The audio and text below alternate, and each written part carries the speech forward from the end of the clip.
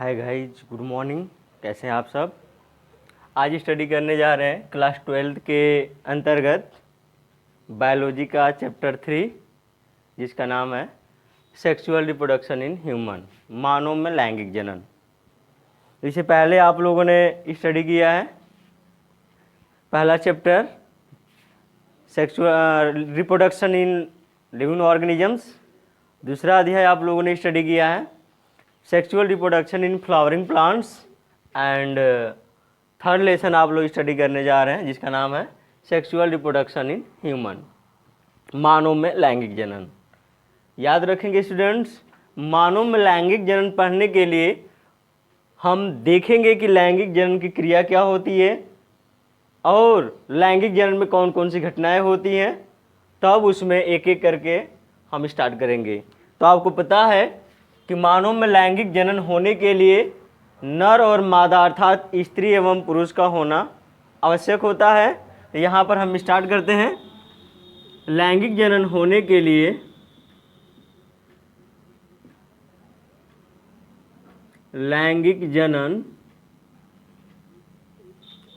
लिए दो जनक की आवश्यकता होती है, दो पेरेंट्स लगते हैं, जिसका पहला पेरेंट्स नर, जिसको पुरुष भी लिख सकते हैं, और दूसरा पेरेंट्स जिसको मादा, जिसको स्त्री लिख सकते हैं, क्योंकि मानव में पढ़ रहे हैं। आपको पता है कि नर से नर युग्मक बनते हैं, नर से नर युग्मक बनते हैं, नर युग्मक बनते हैं। और नर युग्मक को शुक्राणु कहते हैं पुरुष के अंतर्गत, शुक्राणु। और मादा से बनते हैं मादा युग्मक, मादा युग्मक, जिसको स्त्री के अंतर्गत हम अंडाणु कहते हैं। यहाँ पर नर युग्मक और मादा युग्मक का संलयन होगा, संलयन होगा। जब नर और मादा युग्मकों का संलयन होता है, इस क्रिया को निषेचन कहते हैं, निषेचन। यहाँ नर और मादा युग्मकों का संलयन हो रहा है, इसके बाद निषेचन हो गया। उसके बाद युग्मनज बनता है, युग्मनज, युग्मनज से भ्रूण बनता है, भ्रूण, और भ्रूण से नई संतान की उत्पत्ति होती है, नई संतान की उत्पत्ति होती है। ये मानव में लैंगिक जनन होने का प्रोसेस है स्टूडेंट्स। यहाँ पर नर से नर युग्मक बनते हैं तो अर्धसूत्री विभाजन होता है, अर्धसूत्री विभाजन होता है, ये याद रखेंगे।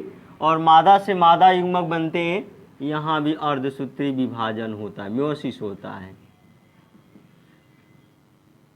यदि गुणसूत्रों की बात किया जाए तो नर के अंतर्गत अर्थात पुरुष के अंतर्गत 46 क्रोमोसोम्स होते हैं, जिसको 23 पेयर कहते हैं। स्त्री के अंतर्गत भी 46 होते हैं, जिसको 23 पेयर्स कहते हैं।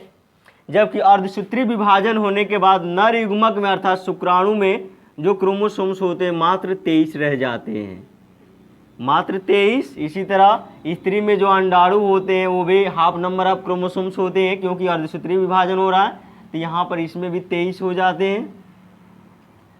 जब यहाँ नर और मादा युग्मकों का संलयन होता है, निषेचन होता है, तो युग्मनज में जो क्रोमोसोम्स होते हैं फिर कितने हो जाते हैं स्टूडेंट्स?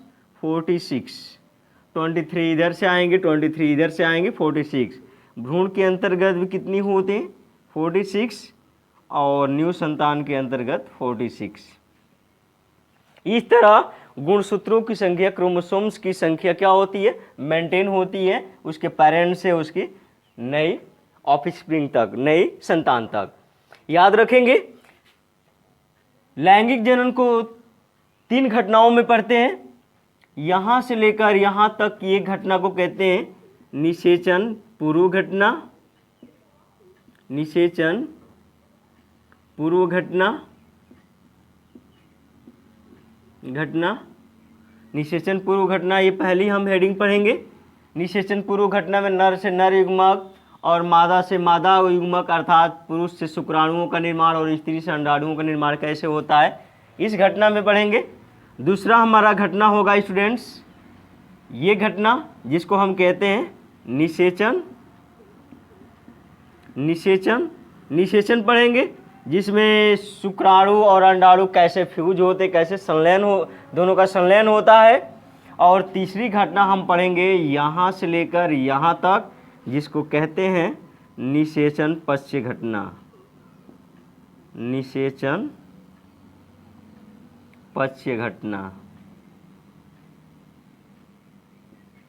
तो यहाँ आप लोगों ने देखा कि हम मानव में जो लैंगिक जनन है इसको 3 घटनाओं में पढ़ेंगे। निषेचन पूर्व घटना, निषेचन और निषेचन पश्य घटना। निषेचन पूर्व घटना में नर से नर युग्मक और मादा से मादा युग्मक बनेंगे, शुक्राणु और अंडाणु बनेंगे, और फिर युग्मकों का स्थानांतरण भी होगा इसी में, निषेचन पूर्व घटना में। फिर निषेचन की घटनाएं होंगी, जब स्थानांतरण होगा दोनों का तो निषेचन की घटना होगी। फिर युग्मनज बनेगा, भ्रूण बनेगा और नई संतान बनेगी। इनको हम एक एक हेडिंग में स्टेप बाय स्टेप स्टडी करते हैं, तो याद रखेंगे। अब हम पढ़ेंगे लैंगिक जनन में पुरुष के अंतर्गत शुक्राणुओं का निर्माण कहाँ होता है, अर्थात नर जनन अंग तंत्र। तो हमारी अगला टॉपिक होगा स्टूडेंट्स नर जनन अंग तंत्र। बाद में हम स्टडी करेंगे निषेचन पूर्व घटना, तो यहाँ पर हमारा होगा टॉपिक नर जनन अंग तंत्र।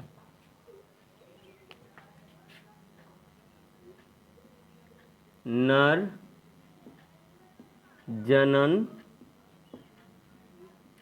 अंग तंत्र।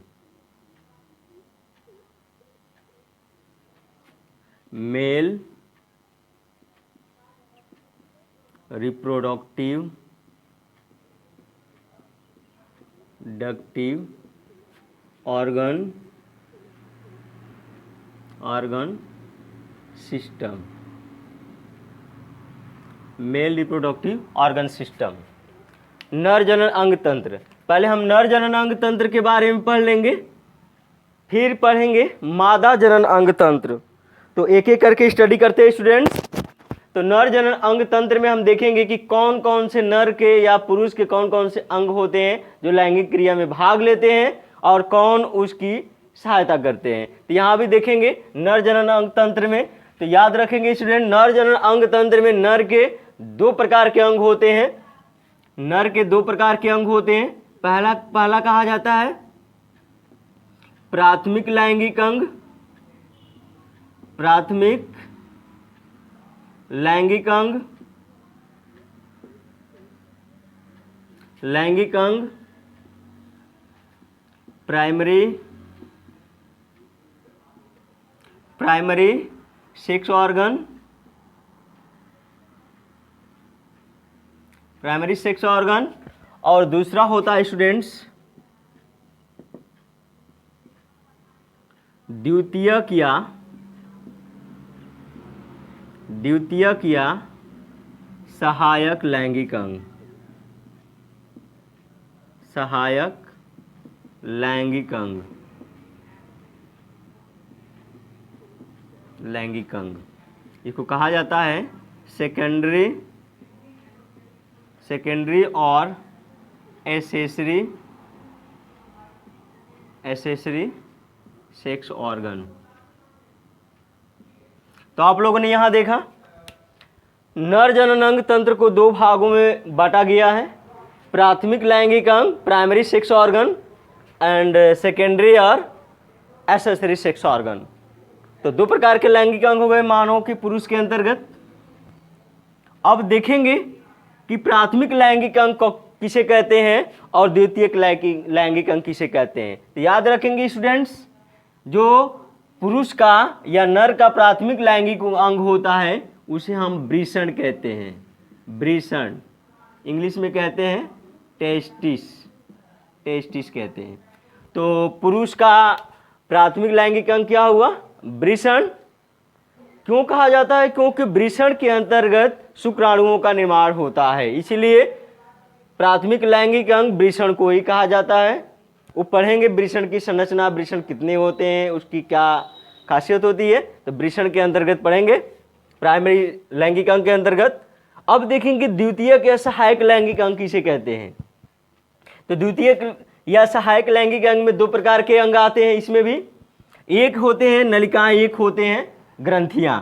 तो इसमें पहला आ जाएगा सहायक नलिकाएं, सहायक नलिकाएं, इसको इंग्लिश में कहते हैं एसेसरी डक्ट्स या ट्यूब्स और डक्ट्स।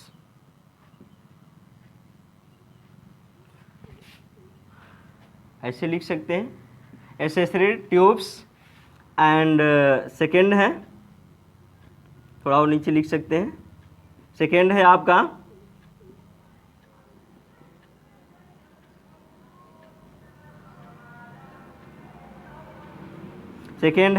सहायक ग्रंथियां, सहायक ग्रंथियां।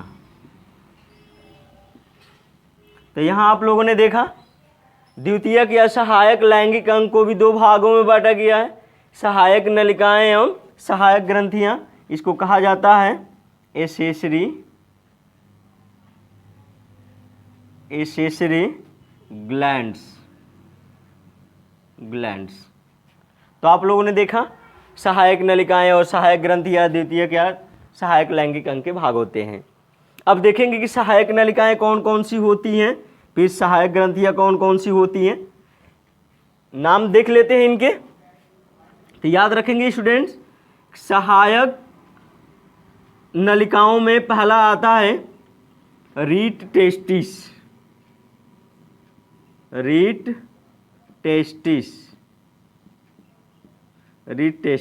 नाम याद रखेंगे, नाम बहुत इंपॉर्टेंट है। रीट टेस्टिस। उसके बाद आता है रीट टेस्टिस के बाद शुक्रवाहिका।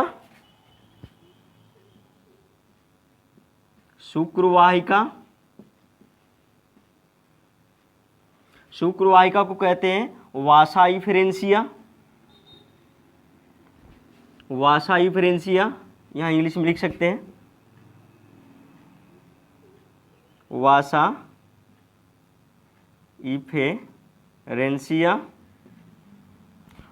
इफेरेंसिया। जबकि इसके बाद आता है अधिवृषण,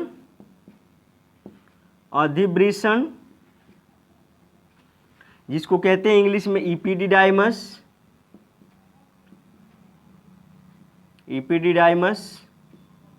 और इसका अंतिम भाग होता है शुक्रवाहिनी,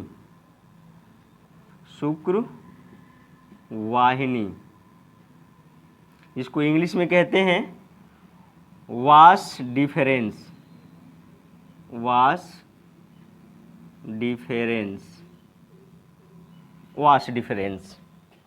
तो आप लोगों ने देखा यहां पर कि वास डिफरेंस।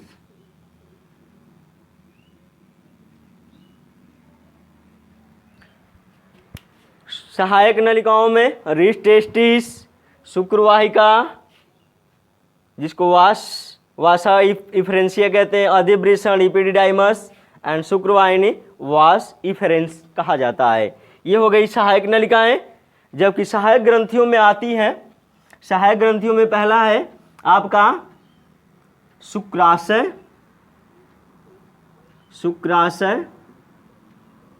जिसको इंग्लिश में कहते हैं सेमिनल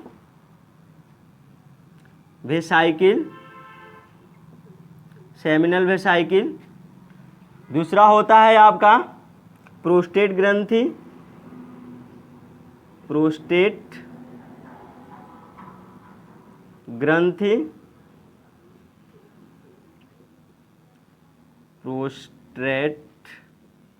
ग्लैंड, प्रोस्टेट ग्रंथि, और अंतिम होती है आपकी बल्बो यूरेथ्रल या काउपर ग्रंथियां, काउपर ग्रंथि, जिसको कहा जाता है बल्बो यूरेथ्रल,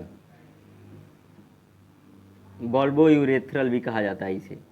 तो आप लोगों ने देखा यहाँ पर कि सहायक ग्रंथियाँ कौन कौन सी हैं, शुक्राशय, प्रोस्टेट ग्रंथि, काउपर ग्रंथि या बल्बो यूरेथ्रल। ये ग्रंथियाँ हैं, ग्रंथियों से पदार्थों का श्रवण होता है जो सीमेन अर्थात वीर्य का अधिकांश भाग बनाता है। तो बाद में इसको स्टडी करेंगे, बस आप लोग नाम याद रखेंगे।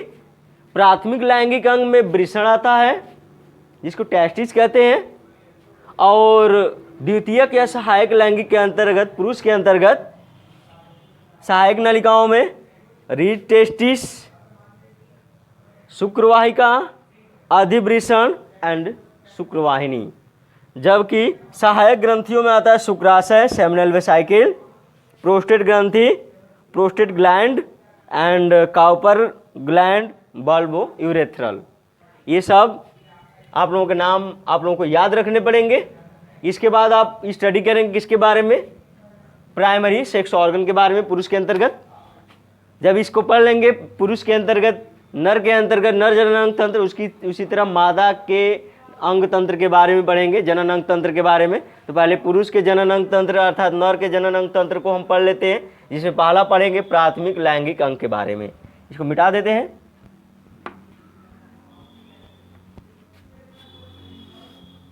ये सब आप लोग बहुत अच्छी तरह से पढ़ेंगे क्योंकि यहाँ से ढेर सारे क्वेश्चन आपके एग्जाम में पूछे जाते हैं। यहाँ पर आप लोग अब स्टडी करने जा रहे हैं प्राथमिक लैंगिक अंग जो वृषण कहलाता है। वृषण का स्ट्रक्चर, अब वृषण कहाँ स्थित होता है, वृषण कितने होते हैं, वृषण में क्या क्या चीज़ें होती हैं, आप लोग इसको ध्यानपूर्वक पढ़ेंगे। यहाँ पर हम वृषण के बारे में पढ़ने जा रहे हैं, टेस्टिस के बारे में। तो वृषण का स्ट्रक्चर हम खींच लेते हैं। वृषण के बारे में यहाँ पर हेडिंग डाल सकते हैं वृषण, वृषण जिसको टेस्टिस कहते हैं, टेस्टिस याद रखेंगे। वृषण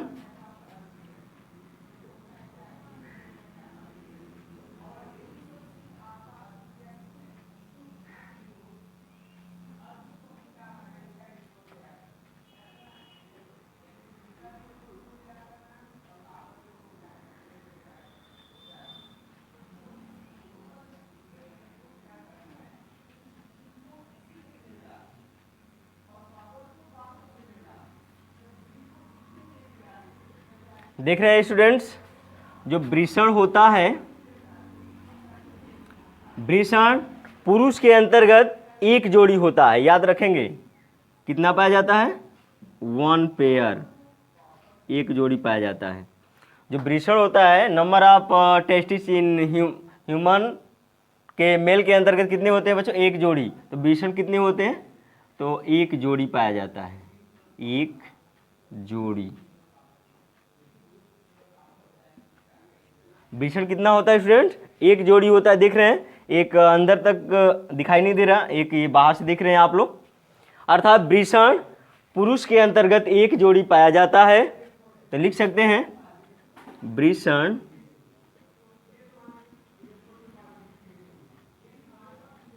वृषण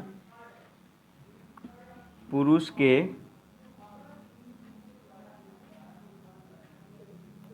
में एक जोड़ी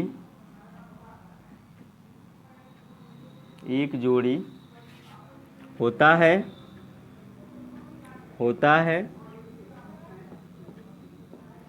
वृषण पुरुष में एक जोड़ी होता है। यह कहाँ स्थित होता है, तो लिख सकते हैं यह पुरुष के उदर गुहा के नीचे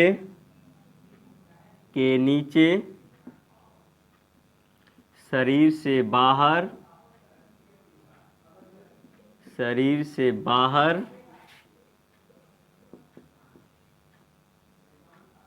स्थित होता है, स्थित होता है। वृषण का तापमान, वृषण का तापमान शरीर के तापमान से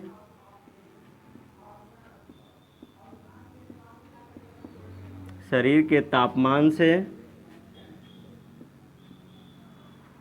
2 से 3 अंश सेंटीग्रेड कम होता है, कम होता है। तो आप लोगों ने देखा वृषण पुरुष में 1 जोड़ी पाया जाता था, 2 पाया जाता है। यह पुरुष के उदर गुहा के ठीक नीचे शरीर से बाहर स्थित होता है और इसका जो तापमान होता है शरीर के तापमान से 2 से 3 अंश सेंटीग्रेड कम होता है। आपको पता है कि शरीर का तापमान 37 अंश सेंटीग्रेड होता है। तो इस तरह देखा जाए तो जो वृषण का तापमान होगा 34 से 35 अंश सेंटीग्रेड होगा। तो आप लोगों ने देखा क्यों होता है, क्योंकि इस वृषण के अंतर्गत शुक्राणुओं का निर्माण होता है और शुक्राणुओं को बनने के लिए, शुक्राणुओं का निर्माण होने के लिए इसका तापमान शरीर के तापमान से कम होना अनिवार्य है। अर्थ नहीं तो यदि शरीर का तापमान और वृषण का तापमान सेम हो जाएंगे, उस कंडीशन में इसमें बनने वाले शुक्राणु क्या हो जाएंगे, निष्क्रिय हो जाएंगे, इनफर्टाइल हो जाएंगे। इस कारण इस वृषण का तापमान 2 से 3 अंश सेंटीग्रेड नॉर्मल टेम्परेचर से कम होना अनिवार्य है। तो पूछा जाता है क्वेश्चन कि आखिर वृषण का जो टेस्टिस होता है इसका जो टेम्परेचर होता है शरीर के टेम्परेचर से क्यों कम होना चाहिए, इसलिए कि इसमें बनने वाले शुक्राणुओं को टेम्परेचर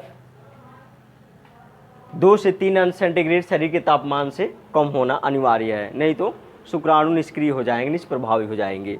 तो ये वृषण के बारे में आप लोगों ने देखा। अब इसमें पढ़ेंगे एक वृषण का स्ट्रक्चर, एक वृषण की संरचना। तो हमारा अब अगला टॉपिक होगा एक वृषण की संरचना, क्योंकि यहाँ पर हम देखना चाहते हैं कि आखिर किस भाग में, वृषण के किस भाग में शुक्राणुओं का निर्माण होता है, वह कौन कौन से भाग होते हैं। तो यहाँ पर हम एक वृषण को स्टडी करेंगे। तो यहाँ एक वृषण के बारे में स्टडी करने जा रहे हैं, एक वृषण की संरचना। इसको मिटा देते हैं।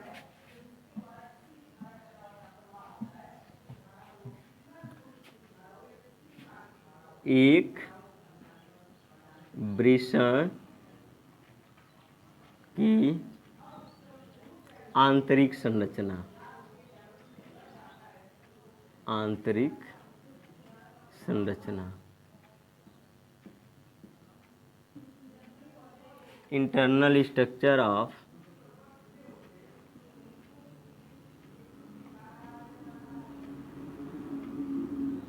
Internal structure of testis, internal structure of testis, एक वृषण की आंतरिक संरचना। यहाँ पर देखेंगे एक वृषण में क्या क्या पाया जाता है स्टूडेंट्स। तो यहाँ पर हम एक वृषण का स्ट्रक्चर खींच लेते हैं, थोड़ा बड़ा करके, इसके बारे में पढ़ना है आपको डिटेल से। तो यहाँ आप लोगों ने एक वृषण का स्ट्रक्चर देखा, इसमें क्या क्या चीजें होती हैं, अब उसको पढ़ने जा रहे हैं।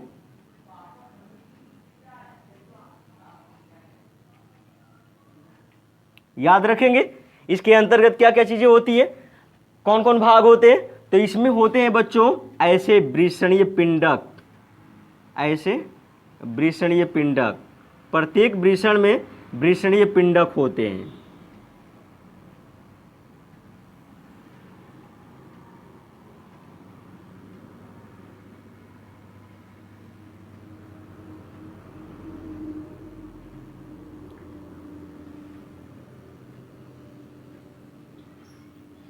प्रत्येक वृषण में ये वृषणीय पिंडक कहलाते हैं स्टूडेंट्स, जिसको टेस्टिकुलर लोब्यूल कहते हैं। ये वृषणीय पिंडक हो गए, इसको कहते हैं वृषणीय पिंडक। जिसको कहते हैं टेस्टिकुलर लोब्यूल, टेस्टिकुलर लोब्यूल कहते हैं। प्रत्येक वृषण में वृषणी पिंडक होते हैं जिसकी संख्या प्रत्येक वृषण के अंतर्गत 250 होता है। तो याद रखेंगे, प्रत्येक वृषण के अंतर्गत वृषणीय पिंडक होते हैं जिसकी संख्या प्रत्येक वृषण के अंतर्गत 250 होते हैं। जहां हमने 4 बनाए हैं आपके सामने, इसकी संख्या प्रत्येक वृषण के अंतर्गत ये बच्चों ये संख्या कितनी होती है? 250 होती है। तो वृषण 2 पाए जाते हैं, तो दोनों में यदि कहा जाए तो कितने हो जाएंगे? 500। वृषणी पिंड कितने हो जाएंगे? 500। तो यहाँ पर एक वृषण में हम पढ़ रहे थे, एक में पढ़ेंगे। तो प्रत्येक वृषण में वृषणीय पिंडक पाए जाते हैं जिनकी संख्या 250 होती है। आप प्रत्येक वृषणीय पिंडक में 2 से 3, 1 से 3 कह सकते हैं। ये बच्चों ये जो दिख रहे हैं नलिकाएं, ये नलिकाएं पाई जा रही हैं। 1 से 3 भी हो सकती हैं, 1, 2 या 3 हो सकती हैं। तो यहां आप लोगों ने देखा प्रत्येक वृषणीय पिंडक में ये बच्चों शुक्रजनक नलिकाएं पाई जा रही हैं। शुक्रजनक नलिकाएं, शुक्रजनक नलिकाएं, जिसको इंग्लिश में कहते हैं सेमनीफेरस ट्यूब्यूल्स। सेमनीफेरस ट्यूब्यूल्स कितनी होती हैं? 1 से 3 होती हैं। तो यहां पर फिर से देखेंगे, प्रत्येक वृषण में 250 वृषणीय पिंडक पाए जाते हैं, टेस्टिकुलर लोब्यूल पाए जाते हैं, और प्रत्येक वृषणीय पिंडक में 1 से 3 शुक्रजनक नलिकाएं पाई जाती हैं। याद रखने, शुक्रजनक नलिकाओं की संख्या कितनी होती है? 1 से 3 होती है प्रत्येक वृषणीय पिंडक के अंतर्गत। तो यहां आप बना सकते हैं, 2 भी हो सकती हैं, 3 भी हो सकती हैं।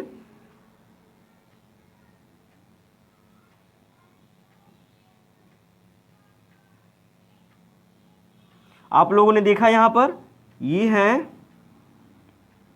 वृषणीय पिंडक, और वृषणीय पिंडक में आप लोग देख रहे हैं शुक्रजनक नलिकाओं को, जिसमें शुक्राणुओं का निर्माण होता है। याद रखेंगे, इसके बारे में डिटेल से पढ़ेंगे अभी। ये हो गई आपकी शुक्रजनक नलिकाएं।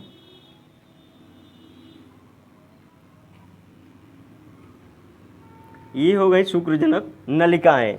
यहाँ शुक्रजनक नलिकाओं के किनारों में साइड में ये जो खाली स्थान देख रहे हैं आप लोग, थोड़ा बड़ा करके इसको बना देते हैं।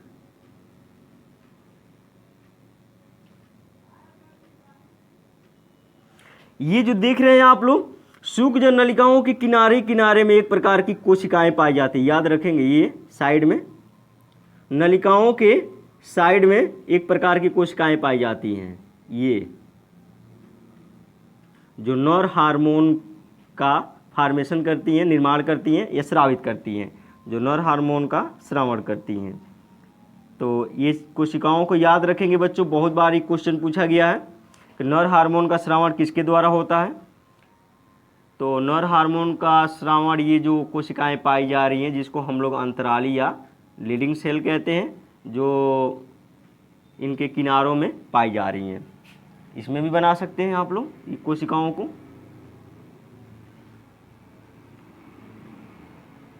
तो लिख सकते हैं यहाँ पर, इसको कहा जाता है बच्चों अंतराली कोशिका।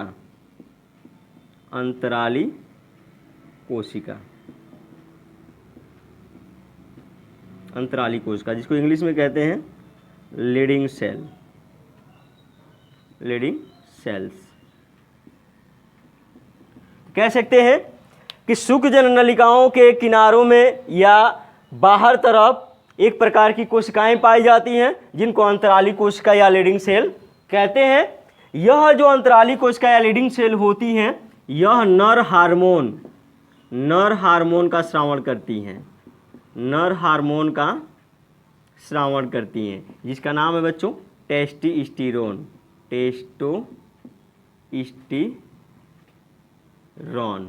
टेस्टोस्टेरोन ये जो नर हार्मोन होता है इसको बनाने वाली कोशिकाएं कौन है? अंतराली कोशिका, या इसको अन्य एंड्रोजन भी कहते हैं, अन्य एंड्रोजन, अन्य एंड्रोजन। तो आप लोगों ने यहाँ देखा कि जो अंतराली कोशिका होती है, अंतराली कोशिका वह नर हार्मोन को स्रावित करती है जिसको टेस्टोस्टेरोन या अन्य एंड्रोजन कहते हैं। तो कई बार क्वेश्चन पूछा गया है कि नर हार्मोन का स्रावण किन कोशिकाओं के द्वारा होता है? तो वो है बच्चों अंतराली कोशिका अर्थात लीडिंग सेल। कहाँ पाई जाती हैं? तो शुक्रजन नलिकाओं के किनारों में पाई जाती हैं, साइड में पाई जाती हैं। और शुक्रजनक नलिकाएं कहाँ स्थित होती हैं? तो वृषणीय पिंडक के अंतर्गत स्थित होती हैं। वृषणीय पिंडक कहाँ स्थित होता है? तो वृषण के अंतर्गत स्थित होता है। संख्या आप लोग मालूम है। अब बच्चों क्या करेंगे कि यहाँ से जो शुक्रजन नलिका है इसको हम बाहर निकाल कर स्टडी करेंगे। यहाँ से एक नली को हम क्या कर रहे हैं? बाहर निकाल रहे हैं। तो इसको यहाँ पर हम बाहर निकाल कर आपको बता रहे हैं। तो यहाँ पर एक को हम बाहर निकाल ले रहे हैं। तो याद रखेंगे एक नली को हम यहाँ पर बाहर निकाल कर आपको दिखा रहे हैं। सपोज दैट ये नली है, शुक्रजन नलिका है, ये इसको हमने बाहर निकाला है और इसको हम काट कर देखेंगे। यहाँ पर काट कर देखेंगे कि आखिर इसके अंतर्गत शुक्राणु कैसे बनते हैं और किन कोशिकाओं से बनते हैं और कौन कौन कोशिकाएं इसके अंतर्गत पाई जाती हैं। तो यहाँ पर हम शुक्रजनक नलिका को, ये शुक्रजनक नलिका है, इसको काटेंगे और काट कर देखेंगे। तो यहाँ काटने पर बच्चों ऐसे ही स्ट्रक्चर हम लोगों को डायग्राम मिलेगा, थोड़ा बड़ा करके बनाएंगे।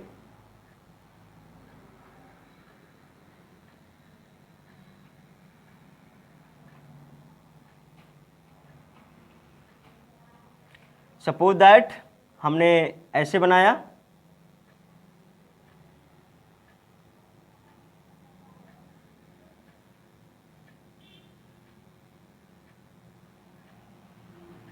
मान लेते हैं इसी को हमने काटा तो ऐसे दिखाई दिया। इसमें दो प्रकार की सेल्स पाई जाती हैं, याद रखेंगे। इसमें दो प्रकार की सेल्स पाई जाती हैं, एक को क्रॉस से डिनोट कर रहे हैं, क्रॉस से दर्शा रहे हैं, एक को राउंड से दर्शा रहे हैं। याद रखेंगे स्टूडेंट्स, शुक्रजन नलिकाओं के अंतर्गत दो प्रकार की सेल्स पाई जाती हैं जिसको कहते हैं यहाँ पर सर्टोली कोशिका, सर्टोली कोशिका, सर्टोली कोशिका। तो यहाँ आप लोगों ने देखा कि सर्टोली सेल्स का निर्माण हो रहा है। सर्टोली सेल्स किसके अंतर्गत? सर्टोली कोशिकाएं जो क्रॉस चिन्ह से दिखाए हैं, यह सर्टोली कोशिकाएं शुक्रजन नलिकाओं के अंतर्गत पाई जाती हैं। और एक कोशिका देख रहे हैं, इसको कहते हैं शुक्रजन कोशिका। इसको कहते हैं स्टूडेंट्स शुक्रजन कोशिका, शुक्रजन कोशिका, कोशिका। इसको कहा जाता है स्पर्मेटोगोनिया, स्पर्मेटोगोनिया, स्पर्मेटोगोनिया। तो यहाँ आप लोगों ने देखा कि शुक्रजन नलिकाओं के अंतर्गत दो प्रकार की कोशिकाएं पाई जा रही हैं, जिसमें एक को सर्टोली कोशिकाएं कहते हैं जिसको क्रॉस चिन्ह से दर्शाए हैं, और एक को बच्चों कहा जाता है शुक्रजन कोशिका, स्पर्मेटोगोनिया। स्पर्मेटोगोनिया अर्थात शुक्रजन कोशिका से शुक्राणुओं का निर्माण होता है। हम स्टडी करेंगे शुक्राणु जनन के अंतर्गत। तो याद रखेंगे हमारा जो टॉपिक यहाँ से स्टॉप होगा, इसको स्टार्ट करेंगे किसके अंतर्गत? इस कोशिका से स्टार्ट करेंगे, शुक्रजन कोशिका से। और किस हेडिंग के अंतर्गत? तो निषेचन पूर्व घटना के अंतर्गत हम पढ़ेंगे शुक्राणु जनन के अंतर्गत। शुक्राणु जनन कैसे होता है, किस कोशिका से होता है? तो शुक्रजन कोशिका से शुक्राणुओं का निर्माण होता है। तो वह हम हेडिंग पढ़ेंगे किसके अंतर्गत? शुक्राणु जनन के अंतर्गत। तो आप लोगों को फिर से एक बार रिवीजन कर देते हैं कि एक वृषण की आंतरिक संरचना में एक 250 वृषणीय पिंडक पाए जाते हैं। प्रत्येक वृषणीय पिंडक के अंतर्गत 1 से 3 शुक्रजन नलिकाएं पाई जाती हैं। शुक्रजन नलिकाओं के, शुक्रजनक नलिकाओं के किनारों में, साइड में एक प्रकार की कोशिका पाई जाती है जिसको अंतराली कोशिका या लीडिंग सेल्स कहते हैं जो नर हार्मोन टेस्टोस्टेरोन या अन्य एंड्रोजन का स्रावन करती हैं। शुक्रजन नलिकाओं में दो प्रकार की कोशिकाएं, शुक्रजन नलिकाओं को काट कर देखने पर दो प्रकार की कोशिकाएं पाई जाती हैं। एक को क्रॉस से डिनोट किए जिसको सर्टोली कोशिका कहते हैं, एक को शुक्रजन कोशिका कहते हैं जिससे शुक्राणुओं का निर्माण होता है। सर्टोली कोशिकाओं का कार्य बार बार पूछा जाता है, तो सर्टोली कोशिकाओं का कार्य होता है शुक्रजन कोशिका से बन रहे शुक्राणुओं को पोषण देना। तो यहाँ पर इसका कार्य बार बार पूछा जाता है कि सर्टोली कोशिकाओं का कार्य क्या है, तो शुक्राणुओं को पोषण देना। तो याद रखेंगे स्टूडेंट्स, हम आज आप लोगों को पढ़ाए किसके बारे में, तो मानव में लैंगिक जनन कैसे होता है और लैंगिक जनन होने के लिए नर के अंतर्गत नर जनन अंग तंत्र के बारे में आप लोग स्टडी किए। अगले टॉपिक में हम पढ़ेंगे मादा जनन अंग तंत्र के बारे में, फिर दोनों का स्टडी कर लेंगे, तब हम पढ़ेंगे युग्मक जनन। तो नर के अंतर्गत नर युग्मक जनन अर्थात शुक्राणु जनन और मादा के अंतर्गत मादा युग्मक जनन अर्थात अंडाणु जनन के बारे में स्टडी करेंगे वहाँ पर। तो आज यहीं तक रहने देते हैं। यदि आपको ये टॉपिक पसंद आए तो लाइक शेयर एंड कमेंट्स के साथ साथ सब्सक्राइब भी करें। धन्यवाद।